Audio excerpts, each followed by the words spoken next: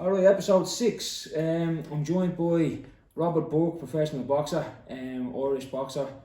He has a fight coming up in the States, his first pro fight in the States, but it's not your first fight in the States. You told me it's a second fight. It's for amateur. I had two fights in the States in Chicago. Oh, did you? As an amateur at the same time. Okay, yeah. 10 days and that, yeah. So you two in the 10 days, yeah? Yeah. Anyway, before we get into boxing and how you ended up in boxing, Burke, if you want to talk a little bit about where you're from, obviously Dublin, but you're from Coolock in Dublin. What part of Coolock are you from?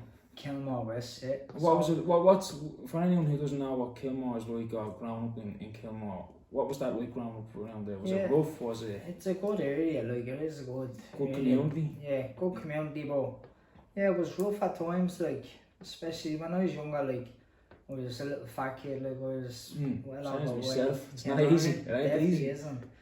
So, and around my, like, you're not allowed off your road when you're only 6 to say 10, 11.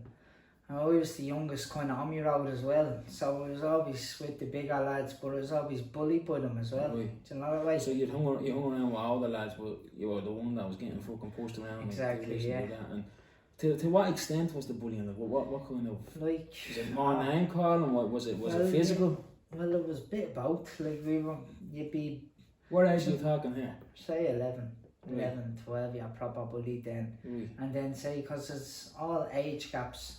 So there could be one at 14, then 13, 12, 10, like 11, 10. So like I was the youngest one out of it. So the oldest one tells him to kill him or he'll kill him. Yeah. Do you know what I mean? There's even times you're on the road, set of boxing gloves, the two of us, and you had to go with it.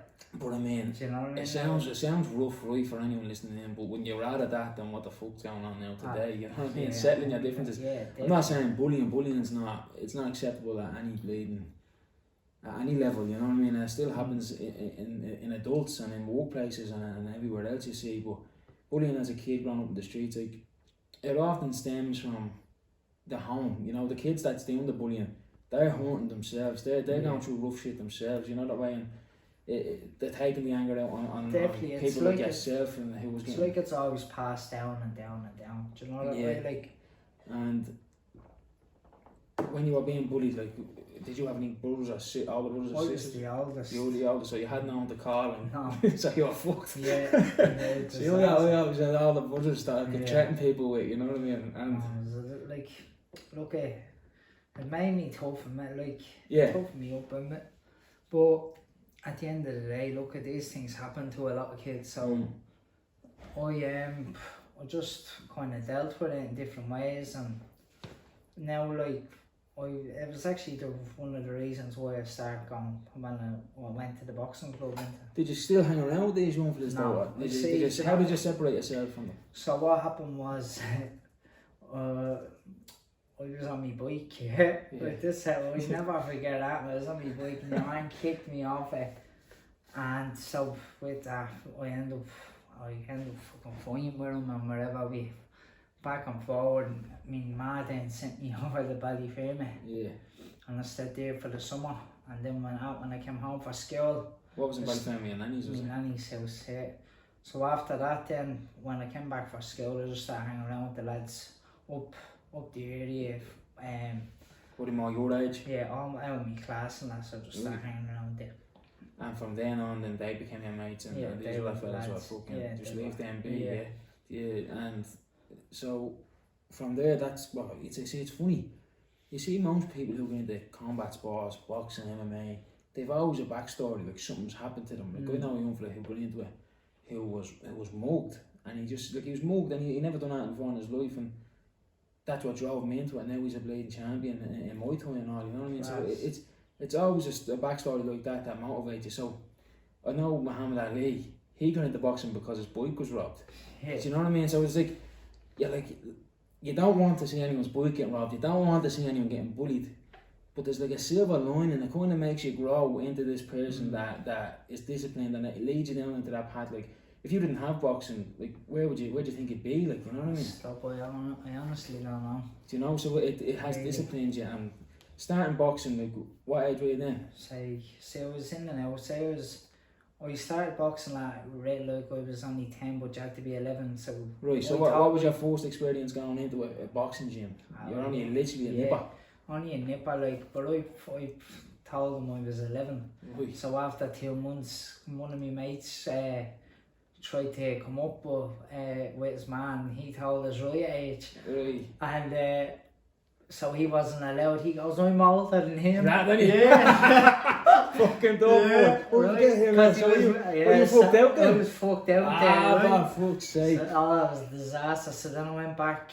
Then I was over in the Glen across from in Cowlock. I was in there, left there, and then came back over. I was then 14, 15, then in my first. That's when it started getting really, and you started going tournaments then, did you? Yeah, so I started off in the Dublins. Yeah, how'd you go on with them? Yeah, I won the Dublins. First one you did, you win? You won it, did you? I won the Dublins, Nice. my first round.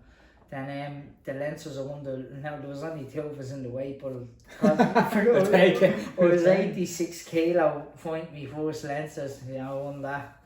And then I got beaten in the semi-final, the All-Irelands, and then just like kept on then, getting more competition, getting everything going. I was just working harder for it then, So you're talking late teens, is it? Yeah, well I was in the Glen till I was 16, and then I got picked to box in Spain.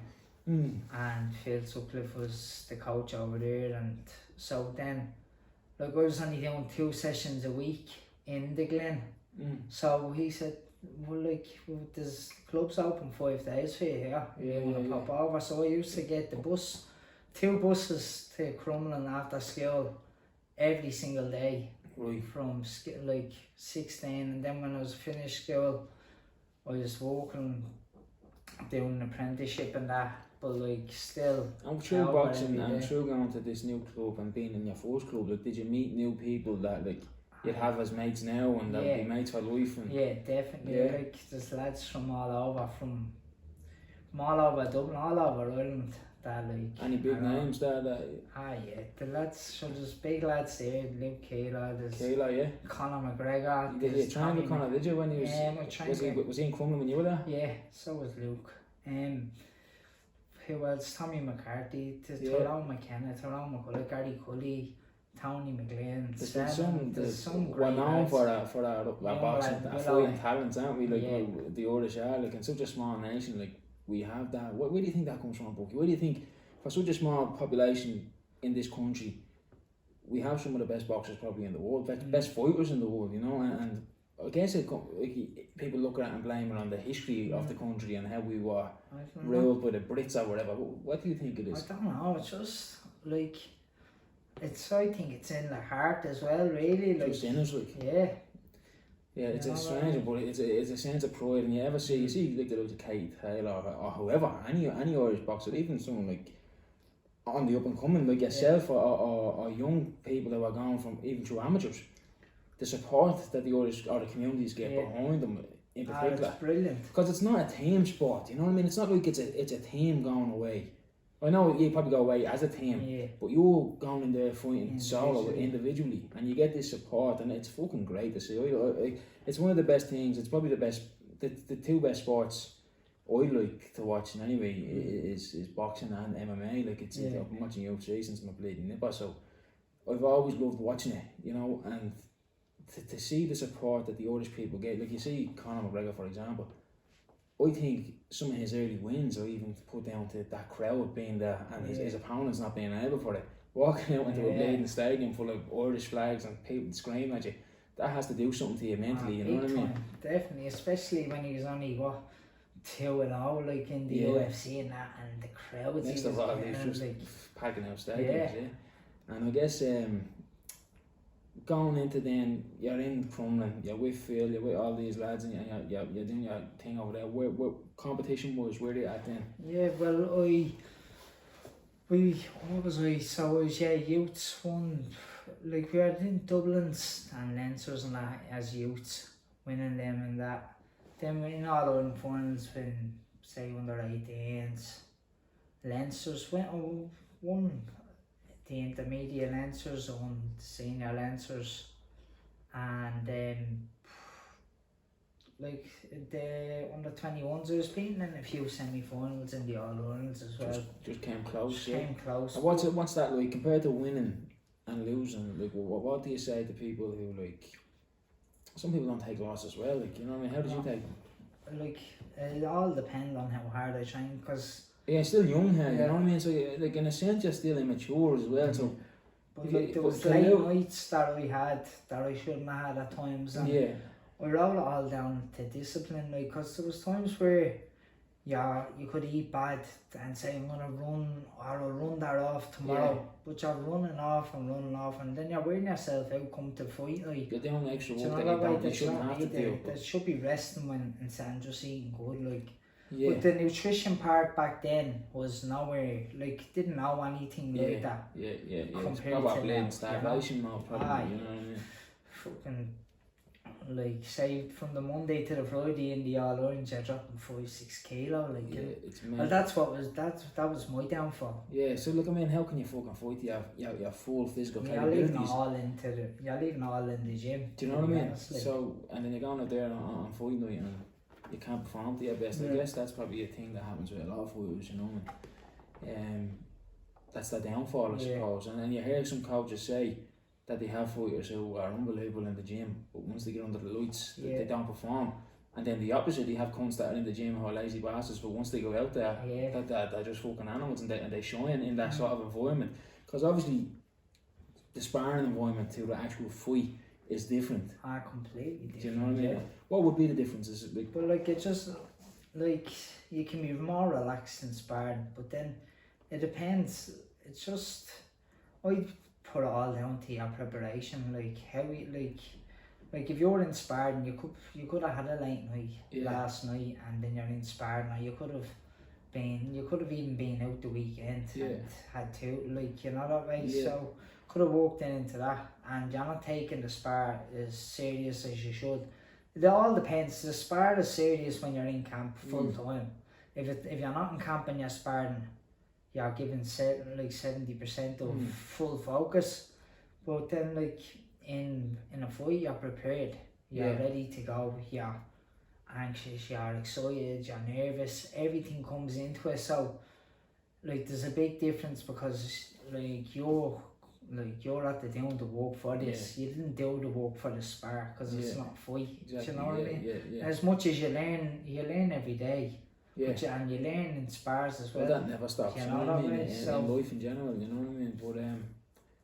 But with boxing, then you spoke to me before. I remember telling me that you end up stopping it and sort of fell out of love with it for a while, and you walked away. Do you look back on that, and do you have any regrets? Do you not have regrets? Is it just a life lesson, another lesson, or what? I got beaten in 21s All-Ireland semi-final and the intermediate semi-final. I thought I got robbed in the 21s and then got beaten. I did get beaten in the intermediate semi-final, and like, with then growing up 21, fucking everything going on, you're out partying and you're missing all them nights for this, and then you get beaten and you're heartbroken. You're in the dressing room, you're crying, like, you know what I mean? All this hard work and you get nothing out of it. So just right, that's it, I'm done with it. I'm not doing enough. After being away on trips, like paying trips before 21 to Germany, Sweden, like Spain. I was on a few trips and all. I just said, look, that's it, I'm done with it. And I left it for nearly 4 years, like.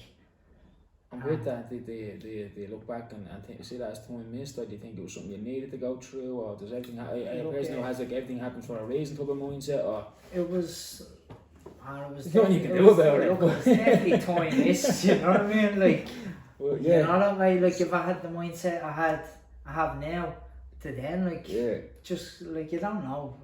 That's what I'm saying, mindset wise, I think if you hold on to that sort of stuff, it can fucking hold you back. Head be gone. You know? Do you know that way? So, and then, like you said, like, you're 21, people fall into the party lifestyle, and it's the few who don't that end up going on to become fucking world champions. And I think this is what I often think about, like, some of my own opportunities that I've missed in my life with different sports, and I think to myself, for me it was gargle. For me it was drinking with my mates. For me that was more important than putting in the work and being disciplined. But I was never taught discipline anywhere. I didn't know, like not till later on in life as I started learning the importance of discipline.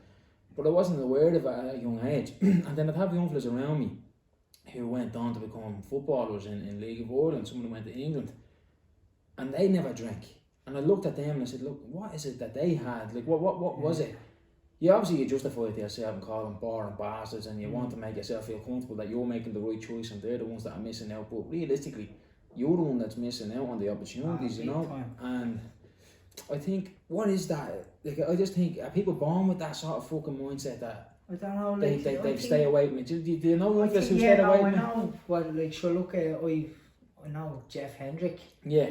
He's only from up the road from me. Right. He did training and all together. And growing up as a young fella, like, he's just disciplined. He'd never be out with the football. Yeah. So he'd have the football and he'd be out kicking, or he'd be doing running, or he'd be doing drills. And that's the difference, I think. I think that's what the difference is. And I think for any parents or whatever that they'll be listening in, or for what I've learned from my mistakes that I will instill in my own young fella is, you need to know the importance of commitment and repetition and practice. No matter how bad you are at the start, you look at someone and you say, that person's sure they'll never make it, and all of a sudden they blossom.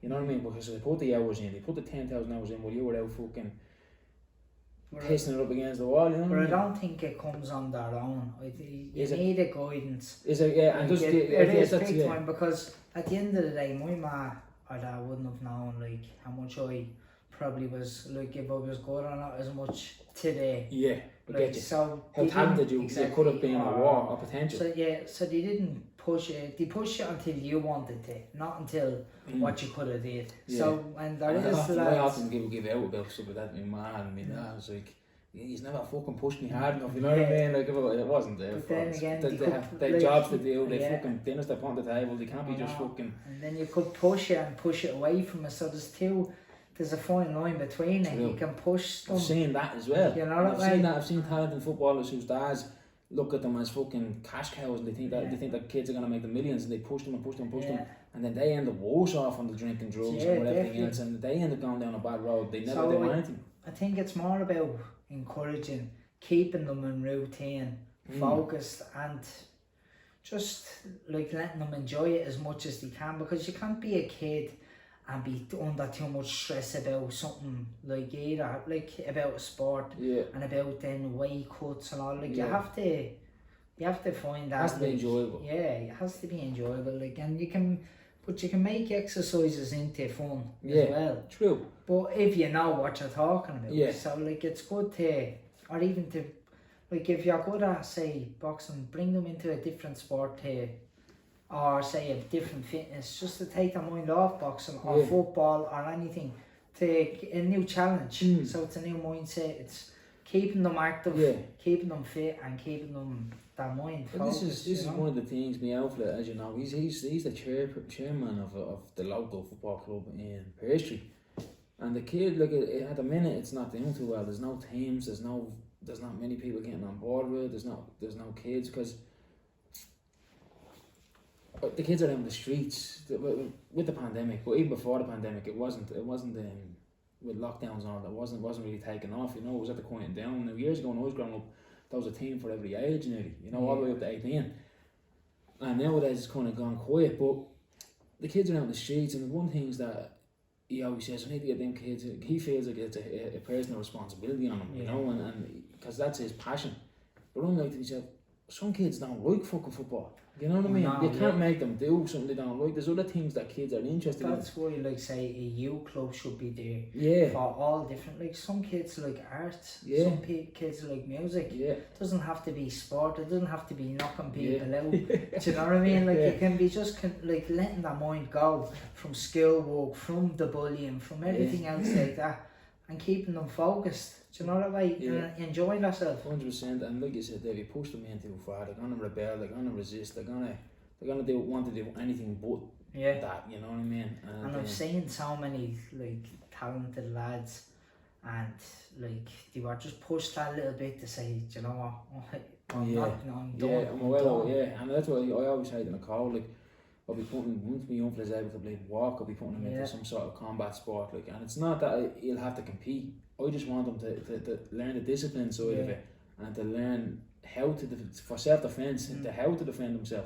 But he doesn't have to use it. Now, if he chooses to, all good and well, I'd be delighted, I'd be his number one fucking fan. Definitely. But I wouldn't push him, I wouldn't push anything on him that he didn't want to do. And I think that's important, and because otherwise, you just end up having a child who bleeding hates you. And exactly. No, I know exactly what you mean. I have a little fella, Corey. I have him in the boxing club and everything. He had his first fight and all. Yeah, remember? February, like just before all the. Last year, yeah. Before COVID, and now he's really enjoying it. Like, but there was times where I probably could have been not pushing a little too much, but I mean, I can actually see how much he's improving all the time. So obviously, I wanted him at a bit more. 100%. We all have our biases. We all have, like, obviously you're a boxer, you want to see a kid being a Well, look, probably the best thing for him not to do, but I'd still love to see him doing it. Do you know that way? Obviously, it's something you're passionate about. But look, as long as if he wants to do it, like any of me boys, if they want to do it, I'll be there 100% to encourage them, 100%. And being a father and being a boxer and stuff like that is it hard to manage being with camps and with the kids and with everything else? Is it hard to juggle? We haven't had a camp in in 2 years. My pro debut was 2 years ago yesterday. Yeah. And so, like, before that, I did a full year just camp where I was training for the elites, the All-Irelands and that. And so I got beaten in the 3-2 split in the All-Irelands, in the elites. When was this? 2 years ago. Just before you went pro? Yeah, well, so I got beaten on the Saturday night, 3-2 split. Definitely thought I won. Like, I thought I won the fight. It was a great fight, but I was disgusted. There's a lot of that. There's a lot of robbery in the amateurs, isn't there? Yeah. Like especially in the Olympic level. I think there's some amount of corruption in it, that was hard. But my good friend Andy O'Neill, so he was over watching the fight, and he said to me, "Look at all that. I'm at the seeing the hard work you're doing all year." He says, "And like, what did you get out of it now? You're not getting nothing." I'm actually, like, he was saying to me about going pro for over 10 months, like. So with that, I had my brain scan and that done. So he says, "I'm going over to Budapest next week. James Power and Declan Garty are fighting on the show. If I can get you on the show, do you want to go pro, basically?" So I had my medicals and my brain scans and all already done. So it was then the Sunday. So the fight Saturday, on the Sunday then I said, "Well, yeah, fuck it, see, can you get me on it?" He got me on the show, and I fought the following Saturday. What took you so long? Do you know what took me so long was because I said I was going to give a full year. If we can be disciplined for a full year. You wanted to prove it to yourself? I wanted to prove it to myself. Right. Because, like, backtracking at times, I gave up boxing at times. Yeah, that's what I was going to go back to that. And then you meant like you stopped for a few years. Yeah, and so say I was 24, I got back into boxing. But I only got back into boxing because I was 104 kilo. Right, you had to gain weight. Gaining weight. I was suffering with mental health. I was at time, definitely. I was depressed. You let yourself go, did you? Yeah, big time. And what was that like for you? Do you think, what was that down to, do you think? It was down to drinking, it was down to eating, it was down to not caring about me, like how I looked and all. I honestly, like, looking back, like, it's very hard to even look at, because I was never that size or anything, like, I know it's not big for some people, but, like, I was never in that much of a bad place in my life before any of this. Like, I was always fit, I was always training, and I was always doing something. I played soccer, played hurling, Gaelic, boxing, like, I always did something. And then for 2 years of the 4 stop boxing, I stopped doing everything. Really? And I was just drinking every weekend, I was eating, I think I was like... You think you lost yourself? Yeah, definitely did. And then I was like, I put my head in the sand and like an ostrich and just... Ignored the whole thing. And every time I took back up, I was in the same spot. I think with what you're saying there, I think a lot of people can relate to that. I definitely can myself, but I think it gets to a point where you take one bad behaviour, let's say. You choose to go drinking and not go training. You choose to have curry or pizza and not have something healthy. And one bad behaviour leads to another. And before you know it, you're in this vicious cycle of bad behaviours, right? And you forget what it's like to feel good. Yeah, definitely. And it's not that if you feel shit, you don't even know how shit you feel because you're just so used to it. This has just become your life. And you're living in this sort of circle that's going round and around. Every week is the same shit, round and around. Shit food, alcohol, fucking partying, staying out too late, depression, fucking session depression, the whole lot, you know what I mean? You feel shit on the Monday to the Thursday, you feel grand again, and then you're ringing the lads, what you doing the weekend? Exactly. And that's how I how do you break it? On. You know what I mean? Like, when when I nearly broke myself, yeah. I was in a bad place and had good friends around me, and I literally just had to get back doing something. So I ended up going to a boxing club. I was in Corinthians first, where Alfie Roach let me up, and Jimmy Halpin then. They were my coaches, and from there, so I started getting back into the boxing and that, and started cutting my weight. So I was 104, fighting at 81.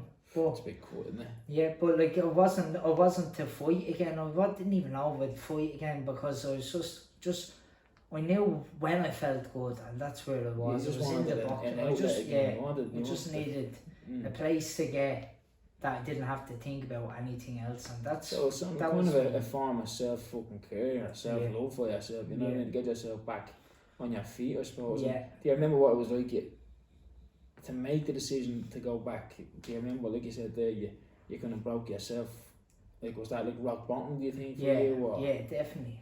Definitely, I was in a bad place. Like I remember do you know what, there was a time in my life where I was, just before this, I couldn't sleep, and I nearly, like didn't sleep proper at night time for about 10, 11 days, and I was going on runs at 4 in the morning, and I remember going on a run and I was bawling my eyes out crying, and I was saying, like, I'm not happy, I need to get back to do things that made me happy again, and that's what I did. So then when I was when was this, mate? Sorry, this was just before I went back boxing. Yeah. So then I knew Shane Roach and that. I got on to Albert. He let me up to the club, and then Jimmy Halpin was there as well. He helped me a lot. He's only lives up the road from me, so class coach. He's a brilliant coach, he is. So the two lads took me in, and was it hard for you to reach out at that time in your life? It was, because it was something I really needed. So it was something I needed.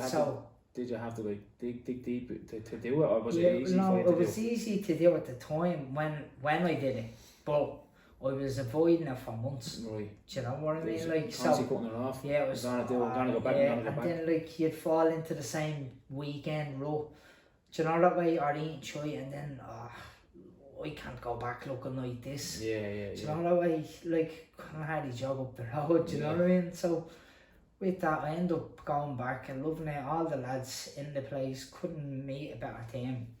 All the lads, top class boxers, like say Emmett Brennan, Jordan Moore, Thomas Carty, Jeff Kavanagh. Like those lads that I like really bonded with. There was a few more like as well, but like they're the lads that we all gelled. Great crack, and I ended up getting back into it.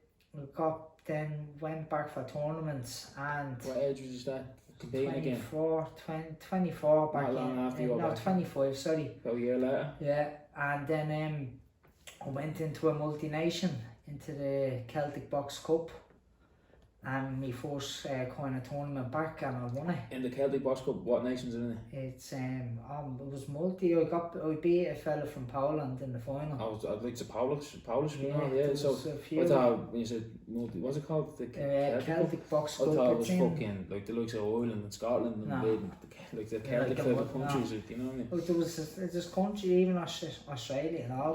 Right. Portugal. Where was that held? Was it held here? In Dungarvan. Right. You know, so when I won that, I really, like, I went from 104 kilo to 81, and then to win a multi-nation, like, all in the year, like. So I mean, like, that's a good story to tell, like to come back, to fall into a hole, and to gain weight, to fucking find yourself. I mean, would you say you were depressed?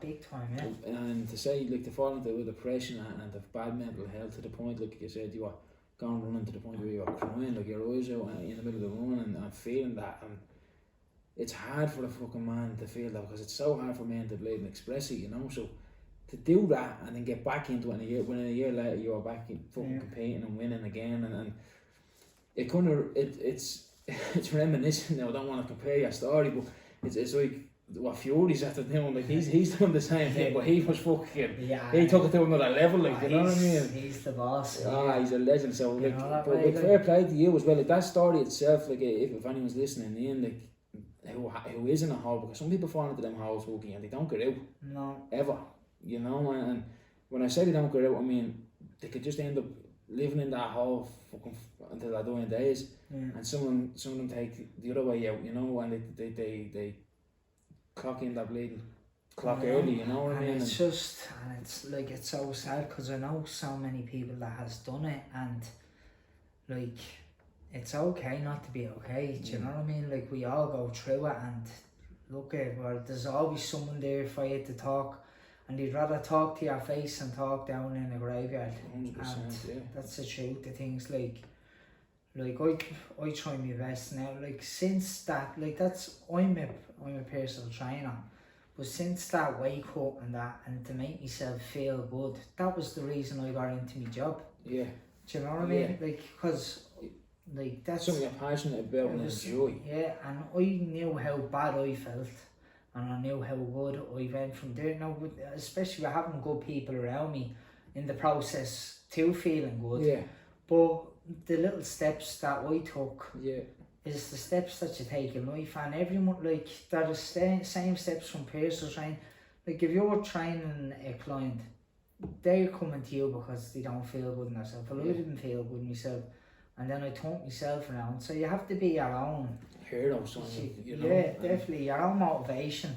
Yeah. So, like, when I could do it for myself, that's when I said, look, I want to actually do this. Like, this doesn't feel like a job, and I feel like I was doing little bits of it before I was a personal trainer, because even just doing pads with people, or come on, we go on a run, or that, like, you know, some friends. Like, so when you're feeling good in yourself, you're rubbing off others. Jay say, can I do a bit of training with you? And then, so making them feel good, I said, you know what, I'm going to go to college and get this done. Fair play. Do you know that way? Yeah, fair play, and I think that's a lot of the stories behind a lot of people in the fitness and health industry.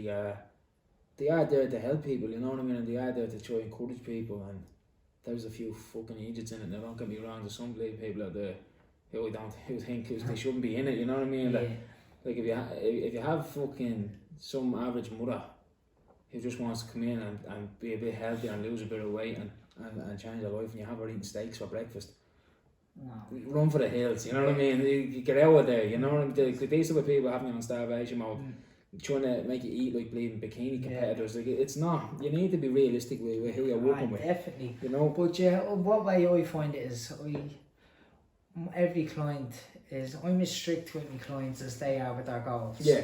So if a client comes in and they're a bit overweight and want a 6-pack, right, we have to narrow it down, but it has to go in the right stages. Yeah, and it has to be realistic. You can't be strict from the very start and then be giving up on this. This is too hard. Exactly. But they expect to see it in a week. It has to be a lifestyle change. Like I'm saying, like most people who come to you are probably in their adult life, so they're probably in their 20s or whatever, 30s or whatever, even older, and the where they are in their lives now is a result on where their mindset and their actions and their behaviours have led them to. And that has took them their whole lives to get there. Yeah. And they expect to reverse that in a couple of weeks. It's not going to happen, No, you know what I mean? not.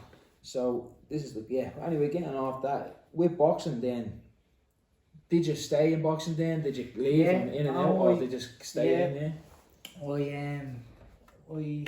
I stayed in boxing. Was then what I do, the elites then. So I went into the elites. Which is what? That's like the higher level the of highest level in the amateur in Ireland. So I went into the elites. My first time in them, I'd kind of went back to kind of doing it with discipline. I trained to cut weight, said to perform, and I showed on the night. I got beaten in my first fight, and I had to cut a kilo the morning of me. It was 0.8 to a kilo the morning of the weigh-in. And with that fighting that night, and then fighting that night, look, I did it bad, but I had great people around me, but I didn't listen. I went back into my old little bad habits. Not totally, but I did go into them. I was training, but I was training in the club, but it was what I was doing at home. Yeah. Could have been eating shorty. I wasn't dropping weight as quick, and then I'd narrow it down 6 weeks, 10 kilo. 4 weeks, 10 kilo. You know that way? Look, I learned from it. Then the next year, I done the elites 4 years. Then the next year I got to the quarterfinals, got beaten, but gave a good performance myself. And then from that, I got picked then to box in South Africa. Representing Ireland. Yeah.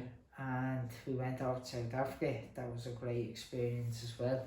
Yeah, I remember seeing videos of that. Actually, it looked like a good crack already. Yeah, it was and back to what we said before we started, for anyone who's listening in, or people who are thinking about putting their kids into the likes of boxing or whatever, any sort of sports, it's basically took you around the world more or less. You know what I mean? You've been to a lot of fucking places, like you've listed off there. So you're experiencing all these different cultures and places. Like, of all the places you've been, what would you say is probably one of the most memorable ones? Chicago was unreal, it was. Yeah? Yeah, no, South Africa was class.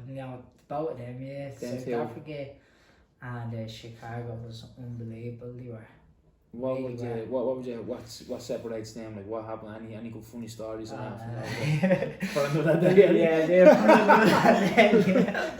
And I just, being with lads from all over the country, and everyone just all down to earth, all lovely fellas, all sound, all great crack, and we're all there for the same reason, and we all love the sport, you know that way. So you get the business done, and then you have to crack as well with the lads. There's no better feeling, do you know that way? Well, obviously there is, but not in the sport. It's kind of different than a traditional type of fucking lads holiday, which is just going away to get bleeding locked, isn't it? Get a piss up. You're going away to compete, is the buzz the same? Is it a better buzz? Is it different?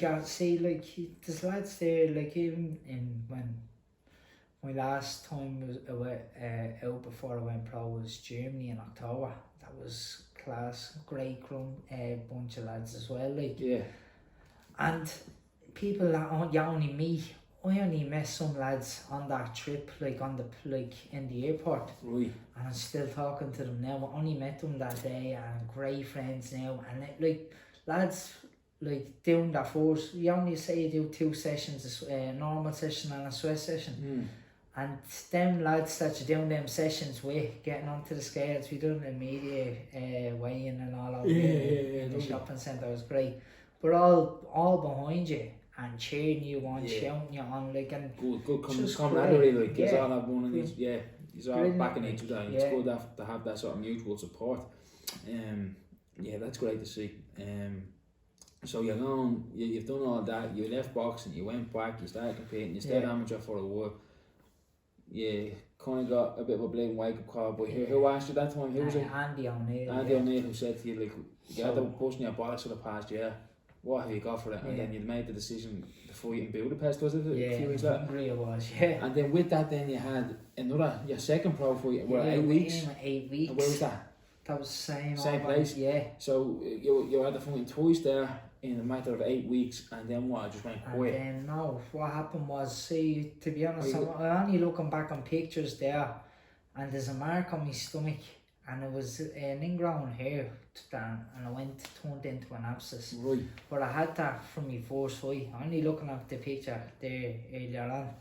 And there is a mark, and then I knew I had it going into my second fight. So when I went to the doctor the week after my fight, I had to get it lanced. So I had to get it cut open. And it's an open wound, so it has to heal from the inside out. Yeah, so they cotton wool every day, up in the hospital for 3 weeks straight, every day, and then every second day. But that I couldn't train people, I couldn't train myself for 14 to 16 weeks with that, because it's an open wound. You can't get sweat into it if you. So you had to put So after being going so well, how did you take that mentally, Lucky? Because you had, like you said, the momentum was high, the ball is rolling. You finally had to go on pro at that, hesitating or whatever, and you finally went for it. 2 quick succession wins, 0 losses, on a good fucking steam train, and then this hits and you're out. Just what was that? What does that do to you mentally? I was grand for the first 6 weeks. I thought, it's only gonna take a few weeks. This isn't bad. Then it started hitting. It was still. I was asking the doctors, can I go back training? He says no. That could stretch open. Could be worse. If it gets sweating, it can get infected. A lot worse. So I was saying, for fuck's sake. And then I'm back training people at the same time in the gym every day, and can't train. My head was gone. It was very hard at the time. Because a lot of people do use training in general for sort of coping with their own mental demons and depression and their own mental health. I know it's not the be all end all. It will only do so much for you if you have serious issues. And the way I always describe it, I think I probably said it to you before, but if your floorboard is bubbling up and you just keep kicking it back down, yeah, it's fine for now, but eventually you're going to have to rip the floorboard up and see the root of the problem. So that's, for me, training for your mental health is like kicking the floorboard back down, but eventually the floor's going to have to come up and you're going to have to deal with the root of the problem. So that's what I'm saying. Depression is definitely a real thing, but if you're not, a lot of people don't give themselves a fighting chance, is what I'm saying. And when the people that do give themselves a fighting chance are out there training, so when that gets taken away from you through no fault of your own, and you can't do anything about it, and you feel that, I'm one of these cunts who loves to be in control of my own situations, and I can be a bit of a control freak, you know what I mean? The thing is, I know, I have an addictive personality. I'm all on it, and a light switch, you turn me on and I'm gone. Do you think it's a good thing or a bad thing? I think it's a bad thing. It's a bad thing when you're injured and you can't train, put it that way, because then I couldn't train. I knew I couldn't train them for 16 to 18 weeks. So after the 6 weeks, I still had another 10 weeks. So then it's slipping again. My weight was still grand for 6 weeks. Then boom, started eating. Then it was affecting me. Then I was drinking. Then it's just affecting my health. It was start creeping straight back into when back to the when same you were 24, feeling the same ways again. And then so got the all clear to go back training.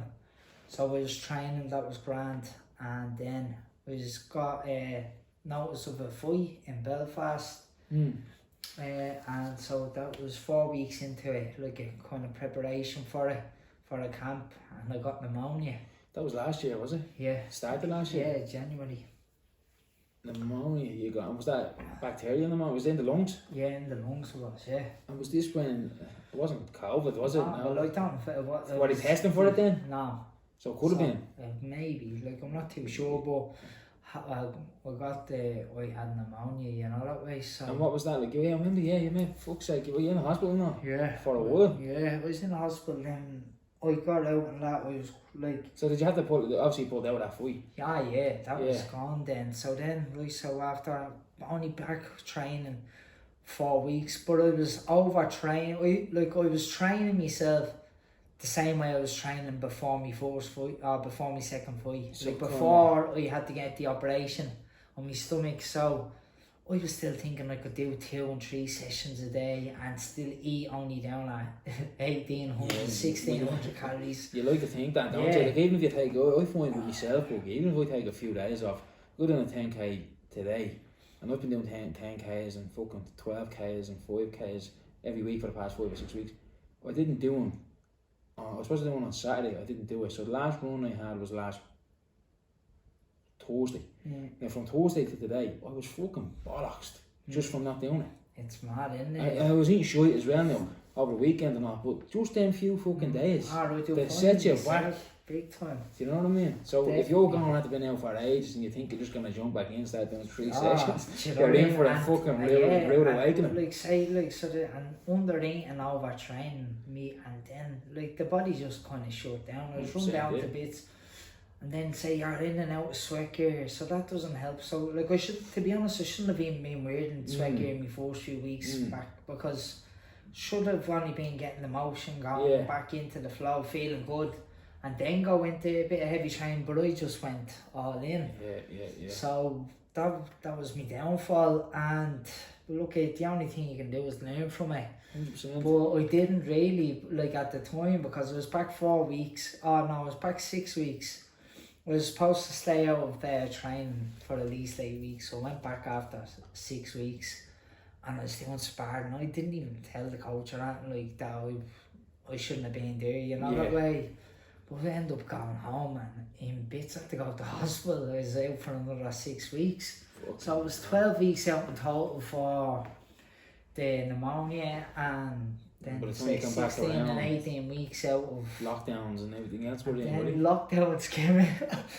Disaster. So the last 2 years, so you started off, you're on this bleeding hole, you probably thought bleeding, lovely, this is it now, start fucking back-to-back fights, get the experience in, and then, but look at, there's a light at the end of the tunnel. You know what I mean? You're coming out of it now, and you're fighting in North Carolina in March next month, the 26th of next month. And how's that looking? How's camp now? How you're back in Crumlin? Yeah, I'm back again. Crumlin now with Phil. See what happened, right? So I was nearly giving up boxing in December and that, just because I was supposed to, I had a fight date, and the fight fell through. Right. The card fell through, so just my head was going, saying, oh, this isn't for me, like it's just not meant to be. I was then talking to Andy, and I said, look, get back into it, give it a bash, we see what we can do in the new year. It's the same Andy who got you started. Look, this fella's bleeding and then you're back for a play. He's a great help. He really has helped me a lot. Like, I boxed you need for people Andy. like that. It's nice to have someone like that in your corner. I boxed for Andy in Crumlin as well, so like we've always stayed in touch. He's a good friend. Yeah, he sounds like a good lad. Yeah, no, 100%. So then he just said to me, look, we're in Dubai at the minute. He says, when we come back, he says, get back over to Crumlin and we get a few training, start getting your training in now, and we see what we can do.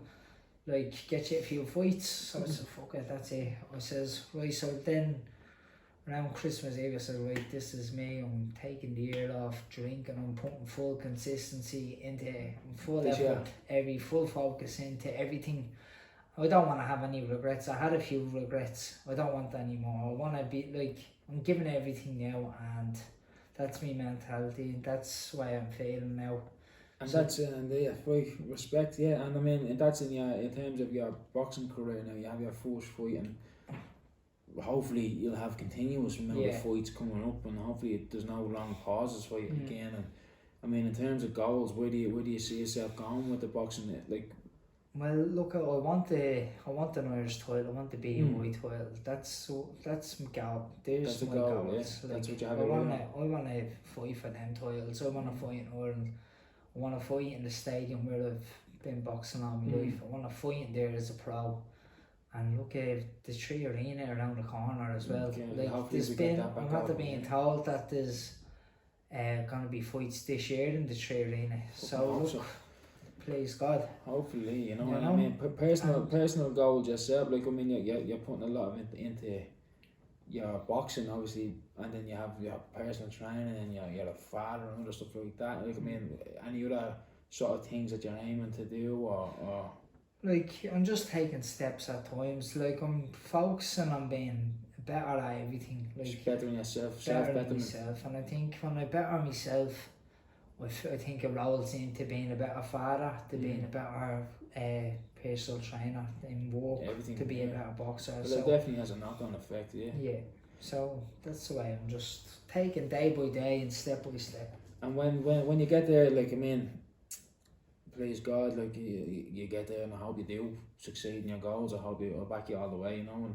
And when all is said and done with boxing, do you see yourself in the sport long term after you hang up the gloves, or do you think it's something you'll stake in as a coach? Yeah, I could definitely see myself doing coaching. Because I mean, it kind of ties in with what you're doing at the minute. You know what I mean? Well, like I train a lot of lads at the minute. Yeah. Doing boxing, doing pads, everything, and I enjoy seeing them develop. Yeah. And they're coming to me complete novice, never put gloves on, and they're getting where they're getting from me, the steps of doing. So it's actually so like, you can take a little bit from each coach that you've worked with, and implement it, and also bring your own sort of styles in as well, which is good, I suppose. And yeah, that'd be nice to say. Look, I mean, would you like to have a gym? Would you like like a boxing gym, or a normal gym, or do you ever see yourself doing that like that? No, I'm not about, like, I'd like to. I'm happy where I am at the minute. Like, I'm really happy with the gym I'm working in, Muslim Fitness. I'm really happy where I am, and can't get a better place to work with clients, boss, everything. Everything's great. I'd like to say down the years, like, to be a part. I wouldn't want to have my own in boxing clubs or anything. I'd like to be a part of a good solid club to be able to give has its roots based. To give my part to it. I don't want to be my own this and that, because it takes so many people to run a boxing club, and like everyone involved is you know, and that's what it is. And there is a lot of volunteers who give up their time, especially for the kids. Definitely. And I think they're unsung heroes in a way, you know what I mean? But like some of them some of the coaches I'm at every coach I'm at to learn from, but some coaches have really stood by me in tough times, and I'm very thankful and grateful for them. Fair play. You know, I really am. It's nice to have that, I suppose, and I mean, there is people out there who go through tough times, and they go through it alone, or at least sometimes they think they're alone because they don't want to burden people with their problems, and that's what that's what the kind of mindset is. And to have someone there, it's great. So fair play to them lads who had your back, you know, and who kept you going, and it's great to see now that you're back up and you're back going. And March 26th, hopefully, well, not hopefully, we're going 3-0. Definitely, 100%. The work's done, and you feel. Do you know what about your opponent? We're trying to get a 6-rounder at the minute, so we're looking for 6 rounds. Are you fighting by yourself over there? Are you going with anyone? Do you know, Deco Garrity's actually on the show as well. He's fighting for a title. He's fighting for a title? Yeah. Is he? What type of title is it? I'm not too sure, to be honest. I'm only at the heard, and he was on the show there during the weekend. And you fought with him? You travelled with him before? Yeah, I've travelled to Italy and all as on the island team with Deco as a kid. As a youth, like, I think we were 19. Has he been active, Deco, has he? Deco's, he's training away. He's on the camp. He's in the camp now. Fair play, look at him. He's at the moving up the way. Deco's very talented. He's a very good boxer. The last fight I seen him was your man Jono, wasn't it? Yeah. There was a bit of beef around that. What they'll do, but it's good to see, isn't it? It's all for fucking show. That's it. At the end of the day, it's a sport, and look at anyone who steps in there, you have to respect them, don't you? You all have that sort of mutual respect. You know yourselves what it takes to get in there, so at the end of the day, when all said and done, it's nothing but respect. Well, in most cases it is. It's very rare you see people still after the fight. No, if they do, that's just solid. You know what I mean? If you're beaten with a better fella, like, you know that way. If 100%.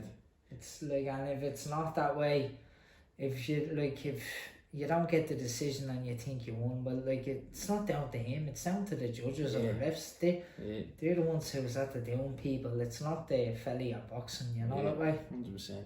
Well, look, we'll be tuning in. Will we be able to watch that again? I'm not too sure. I think it'd be strange. We'll see somewhere or another, won't we? Well, nice one for coming on, mate. Right, I appreciate it. Thanks very much, alright? No problem.